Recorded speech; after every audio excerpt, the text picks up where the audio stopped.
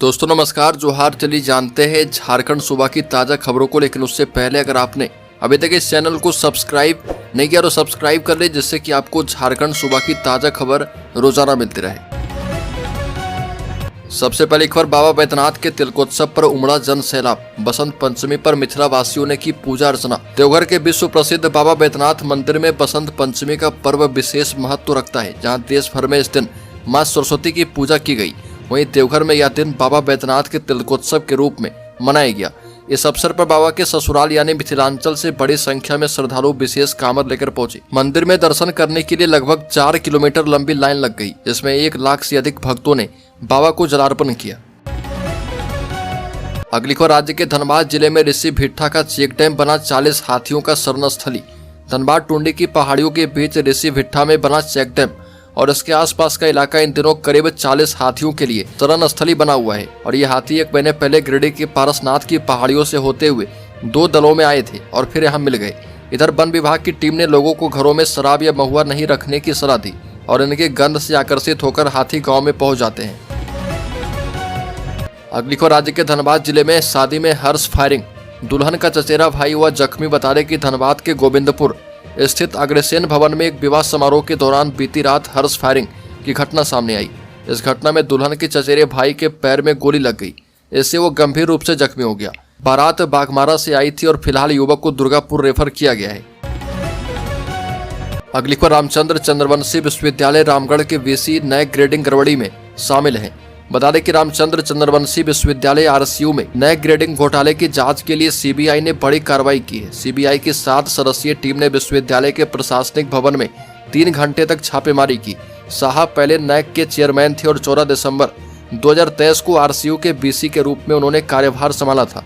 विश्वविद्यालय के registrar professor Debashish मंडल के मुताबिक छापेमारी के दौरान सीबीआई को कोई महत्वपूर्ण दस्तावेज या नकदी नहीं मिली है।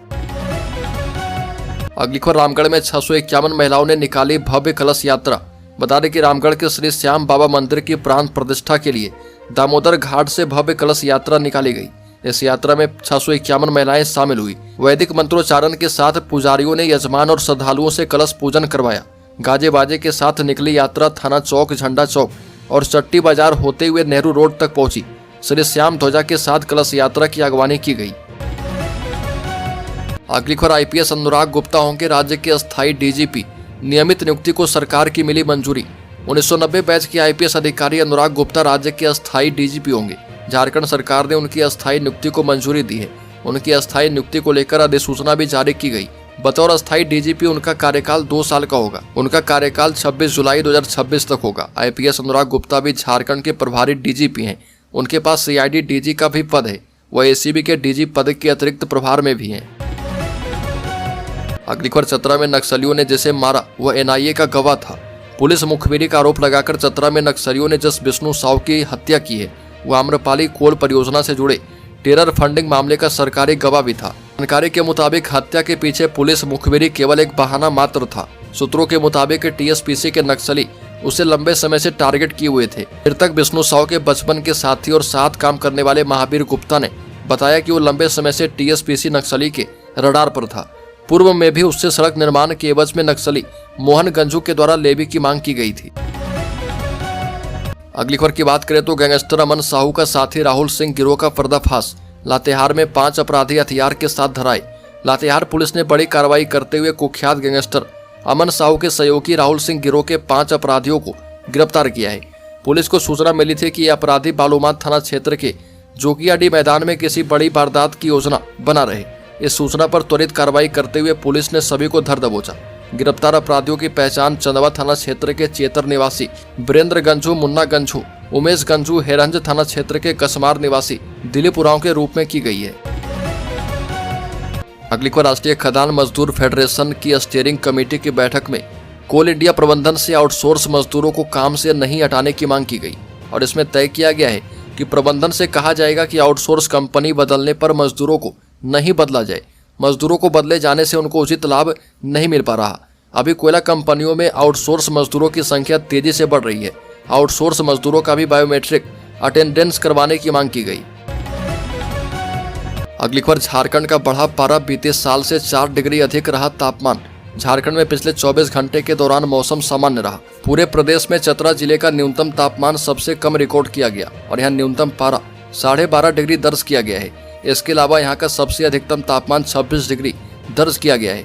दूसरी ओर राजधानी रांची का न्यूनतम तापमान 15 डिग्री और अधिकतम तापमान 29 डिग्री दर्ज किया गया है। अगली खबर, जीबीएस प्रभावित जगहों से झारखंड आने वालों की जांच की व्यवस्था करें, मुख्यमंत्री का निर्देश। बता दें कि मुख्यमंत्री हेमंत सोरेन ने कहा कि गुलेन बेरे सिंड्रोम जीबीएस बीमारी से निपटने के लिए सभी अस्पतालों में बेड, दवा, ऑक्सीजन आदि संसाधनों की पुख्ता व्यवस्था की जाए। इस बीमारी के कोई भी केस मिलने पर तत्काल रिम्स रेफर करें। संदिग्ध मरीजों को रिम्स तक पहुंचाने के लिए ट्रांसपोर्ट सिस्टम को अलर्ट रखें ताकि मरीज को गुणवत्तापूर्ण चिकित्सा ससमय उपलब्ध करवाई जा पाए। अगली खबर, शिक्षा मंत्री ने किया ऐलान, 26,000 सहायक आचार्य की नियुक्ति की जाएगी। बता दें कि शिक्षा मंत्री रामदास सोरेन ने कहा कि सहायक आचार्य नियुक्ति को लेकर न्यायालय के आदेश के बाद अब नियुक्ति प्रक्रिया जल्द पूरी की जाएगी। नया शैक्षणिक सत्र 1 अप्रैल से शुरू होगा। ऐसे में अप्रैल तक नियुक्ति प्रक्रिया पूरी कर लेने की तैयारी की जा रही है। विभाग के अधिकारी को इस संबंध में दिशा निर्देश दिए गए हैं। अगली खबर, हेमंत सोरेन ने सेरेंगसिया के शहीदों को किया नमन, कहा कि लड़ाई जो है आज भी जारी है। हेमंत सोरेन ने कहा कि आदिवासी समुदाय के पूर्वजों की तपस्या, त्याग और बलिदान का परिणाम है कि आदिवासियों को आज एक अलग पहचान मिल रही है। हम उन शहीदों को सम्मान एवं नमन करते हैं जिनकी बदौलत देश के विभिन्न मंचों पर अपनी आवाज बुलंद करने की हम सभी को ताकत मिली है। हमें आदिवासी होने का फक्र है। हमें अपने शहीदों और आंदोलनकारी पर गर्व है। अगली खबर, पुलिस वालों के खिलाफ बढ़ रहा लोगों में आक्रोश, मारपीट की घटना से नहीं आ रहे बाज। आम लोगों की सुरक्षा का जिम्मा जिन पुलिस वालों के कंधे पर है, लेकिन अब वो अपने ही थाने और अपने क्षेत्र में सुरक्षित नहीं है। हालांकि कुछ महीने में इस तरह के कई चौंकाने वाले मामले राज्य के अलग अलग जिले में सामने आए।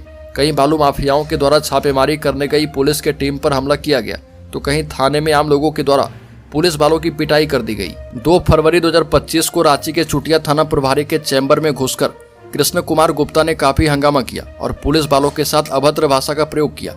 वहीं 9 जनवरी 2025 को धनबाद के बाघमारा डीएसपी पुरुषोत्तम कुमार पर हमला किया गया। वहीं 20 जनवरी 2025 को देवघर में छापेमारी करने गई पुलिस पर हमला किया गया। अगली खबर, आजसू में एक और बड़े नेता की वापसी, सुरेश महतो ने दिलाई सदस्यता। झारखंड आंदोलनकारी कुमुद वर्मा की आजसू पार्टी में वापसी हुई है। पार्टी के केंद्रीय अध्यक्ष सुरेश महतो ने पार्टी की सदस्यता दिलवाई। उनके साथ चडरी सरना समिति के महासचिव सुरेंद्र लिंडा, महादेव टोप्पो और मोहम्मद तौफीक ने भी आजसू पार्टी की सदस्यता ली है। इस मौके पर सुरेश महतो ने कहा कि युवाओं की राजनीति में सक्रिय भागीदारी पार्टी की प्राथमिकता है और युवा न केवल परिस्थितियों को बदल सकते हैं बल्कि सही दिशा में प्रयास करके झारखंड की राजनीतिक, सामाजिक और आर्थिक तस्वीर भी बदल सकते हैं। अगली खबर की बात करें तो झारखंड मुक्ति मोर्चा के कार्यकारी अध्यक्ष और मुख्यमंत्री हेमंत सोरेन ने केंद्र सरकार पर अपने द्वारा पेश बजट में झारखंड की अनदेखी करने का आरोप लगाया। हेमंत सोरेन ने केंद्रीय बजट पर चर्चा करते हुए राज्य की जनता से अपने हक और अधिकार पाने के लिए संघर्ष करने का आह्वान किया और उन्होंने कहा कि केंद्र सरकार को सभी राज्य पर बराबर नजर रखनी चाहिए। अगली खबर, मुठभेड़ में जान बचाकर भागे नक्सलियों के AK-47 एवं कारतूस बरामद। बता दें कि बोकारो के नारायणपुर पुलिस ने 22 जनवरी को नक्सल मुठभेड़ में जान बचाकर भागे नक्सलियों के जरिए छुपाए गए विध्वंसक हथियार बरामद किए हैं।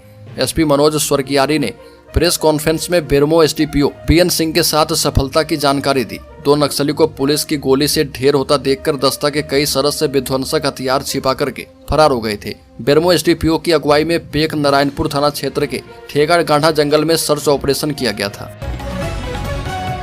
अगली खबर, झारखंड के जिले में तेजी से फैल रही खतरनाक बीमारी, 96 संदिग्ध मरीज मिले। पूर्वी सिंहभूम जिले में कुष्ठ के खिलाफ अभियान जारी है। अब स्पर्श कुष्ठ जागरूकता अभियान सा द्वितीय चरण कुष्ठ रोग खोज अभियान की शुरुआत की गई है। बता दें कि दूसरे दिन पूरे जिले में 66,697 लोगों की जांच की गई और इसमें 96 संदिग्ध मरीज मिले हैं। अब इन संदिग्धों को नजदीकी स्वास्थ्य केंद्र में जांच करवाई जाएगी। इस दौरान अगर किसी व्यक्ति में कुष्ठ की पुष्टि होती है तो उसका तत्काल इलाज शुरू होगा। जिला कुष्ठ परामर्शी डॉक्टर राजीव लोचन महतो ने कहा कि कुष्ठ का इलाज जो है 100% संभव है। ऐसे में अगर किसी व्यक्ति में कुष्ठ के लक्षण सामने आए हैं तो उसकी जांच करवाएं ताकि समय पर मरीजों की इलाज शुरू हो पाए। अगली खबर, गढ़वा में आभूषण लूटकांड का उद्भेदन किया गया। पुलिस ने 4 अपराधियों को दबोचा, लूट का सामान भी बरामद किया गया है। बड़ी खबर गढ़वा से है, जहां पर विगत 29 जनवरी को जिले के रंका थाना क्षेत्र में स्वर्ण व्यवसायी से 15 लाख रुपए की आभूषण लूट मामले में पुलिस को बड़ी सफलता हाथ लगी है। पुलिस ने लूटकांड का खुलासा करते हुए गढ़वा, पलामू और रांची से 4 अपराधियों को गिरफ्तार कर लिया है। पकड़े गए आरोपियों के पास से पुलिस ने लूट के सोने चांदी का सामग्री बरामद किया है।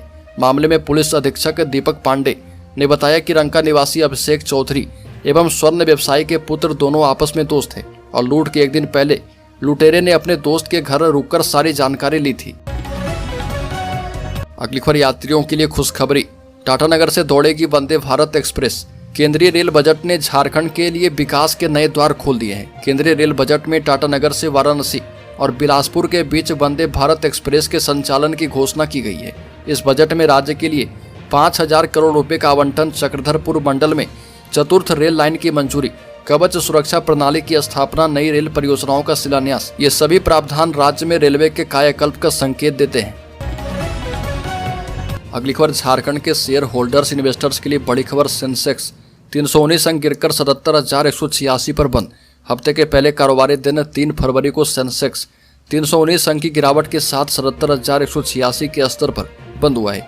निफ्टी में भी 121 अंक की गिरावट दर्ज की गई और ये 23,361 के स्तर पर बंद हुआ है।